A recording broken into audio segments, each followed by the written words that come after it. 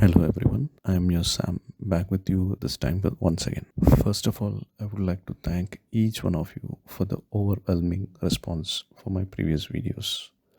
Today I'm going to take you through three meaningful stories, the new ideology. Before I start, if you like to hear more stories, please subscribe, give a thumbs up, and share with your friends and well wishers. Thank you. Wealth versus knowledge, the wisdom of Hazrat Ali. In this world, if a person wants to live a good and meaningful life, two things are often seen as important: wealth and knowledge. But which one is truly superior? Once, 10 scholars visited Hazrat Ali, one of the greatest thinkers known for his wisdom, clarity, and deep understanding of human nature. The scholars asked, "Sir, all 10 of us have same question, but each one of us wants different answers from you." Hazrat Ali smiled and agreed. The question they asked, which is better for life, wealth or knowledge? Hazrat Ali called each person individually and gave 10 different answers to the same question.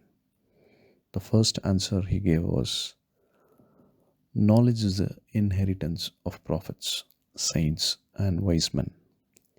Wealth is a weapon of tyrants. Therefore, knowledge is superior. Second answer he gave, if you have wealth, you must protect it, but knowledge will protect you. So, knowledge is better. Third answer, wealthy people always attract enemies, but knowledgeable people attract friends. Hence, knowledge is better. Fourth answer, if you keep on giving wealth to others, it will decrease. If you share knowledge, it will increases your knowledge more. So knowledge is better. Fifth answer, a wise person shares knowledge freely. That is generosity. A rich person often develops only stinginess. Therefore, knowledge is better. Sixth answer he gave us, wealth can be stolen by thieves. Knowledge cannot be stolen by anyone. So knowledge is superior.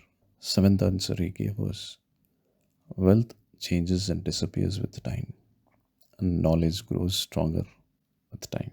Therefore, knowledge is better. Eighth answer he has given was, wealth always has its own limits and boundaries. Knowledge has no limits.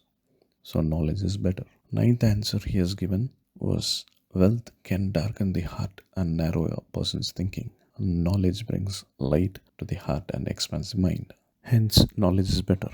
Tenth answer was, wealth will create arrogance, make people to think as they are the god, and put other people down. Knowledge creates humility and respectfulness, so knowledge is better. Thus, Hazrat Ali gave 10 different answers to 10 different people, all concluding the same truth. Knowledge is always better than wealth. A man who gave one answer to 10 people. There was another person who also answered 10 people, but he gave only one answer to everyone. 10 people asked him the same question, when will you return the money you borrowed? He confidently told all of them, I will repay you on 30th of this month. After everyone left, his friends asked, why did you choose 30th? Are you expecting any miracle on that day? He laughed and said, no miracle on 30th. The miracle will happen one day before. His friends asked, tell me clearly. He replied very proudly that on 29th I will escape from this town. Everyone shocked. Moral of the story is, wise men give deep answers based on truth. Others use cleverness only to escape responsibility. Knowledge leads to growth, humility, and goodness. Wealth without wisdom can lead to arrogance and escape tactics. The faith that saved. A moral story with a twist. In the holy city of Kasi, Lord Vishwanatha once told goddess Visalakshi, we created humans with so much hope, but look at them, they live without faith. The goddess disagreed gently. How can you say that? Every day thousands come to Kasi and bath in the Ganga.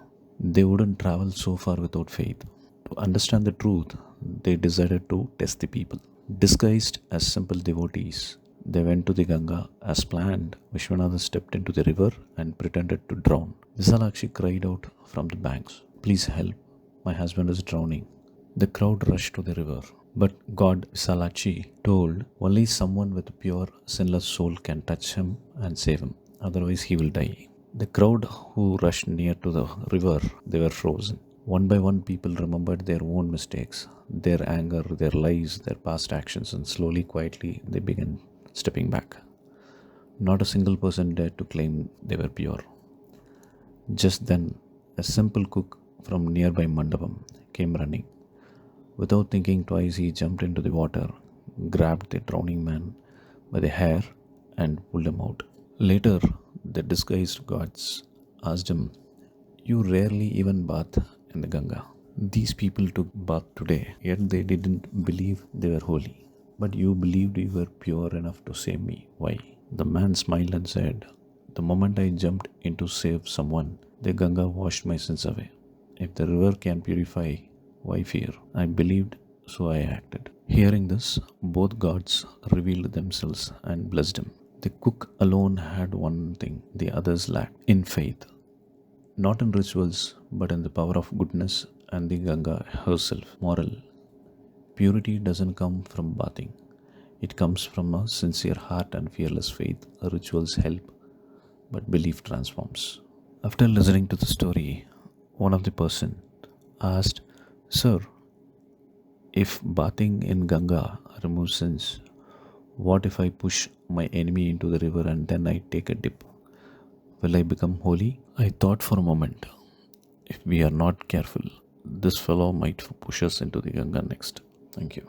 A story of Caliph Abu Bakr. One day, a man was walking along the road carrying a bundle of clothes on his shoulder. Umar saw him and asked, "Where are you going, O Caliph?" The man was none other than Abu Bakr, the first caliph after Prophet Muhammad. He replied, "I am going to the market to sell these clothes. I do business to support my family." Omar was shocked. He said, "You are now the leader of this entire nation. If you go to the market for business, who will take care of the affairs of the state?" Abu Bakr calmly answered, "If I spend all my time on government matters, then who will feed my family?" At the time, there was no salary, no allowance, and no benefits for caliph. A leader served purely out of duty. Umar took Abu Bakr to Abu Ubaidah, who was in charge of public treasury. He explained the situation and requested a financial allowance for the caliph from the public funds. But Abu Ubaidah replied, "According to the established financial rules, we cannot release money this way." Umar insisted, "Is there any other lawful option?"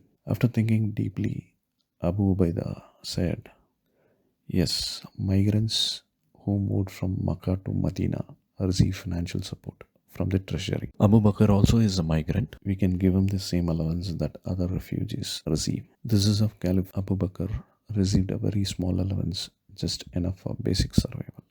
A leader who refused any extra amount, even this modest amount, troubled him. His clothes were worn out. His wife Asma once requested, "Could you buy some honey for me?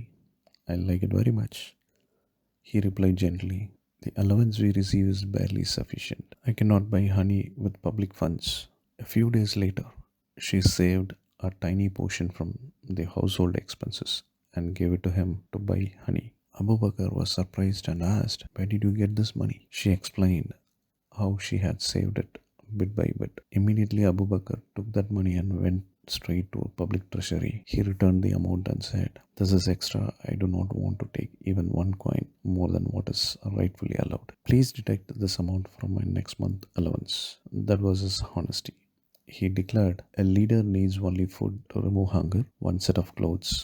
Anything beyond that is a burden." His final moments came. The small allowance he received continued to trouble his conscience for years. When he was on his deathbed, he called his daughter Aisha and said, "I want to return every coin I have taken from the public treasury, sell my land, and repay the full amount." Before taking oath as caliph, Abu Bakr had only one camel, one servant, one cup. He instructed that all these should be handed over to the next caliph, Omar. When Omar received them, tears flowed from his eyes. He said, "O Abu Bakr, you have set such an example that future leaders will struggle to match it." In the end, Abu Bakr left only one bed, one blanket as the property of his family. This story reminds us leadership is not about power or privilege. It is about responsibility, sacrifice, and accountability. There was once a king whose minister proudly told him, "Your Majesty, in our kingdom there is no corruption at all." The king smiled and asked, "Wonderful. Does that mean all corrupt people have been caught and punished?" The minister replied, "No, Your Highness. There is no corruption because the public is so poor that they have no money left to give as bribes." The powerful reminder: corruption ends not only when people become honest, but also when leaders create systems and prevent exploitation. Thank you all for listening to the story. Please share your valuable feedback and your suggestions. Thank you and God bless.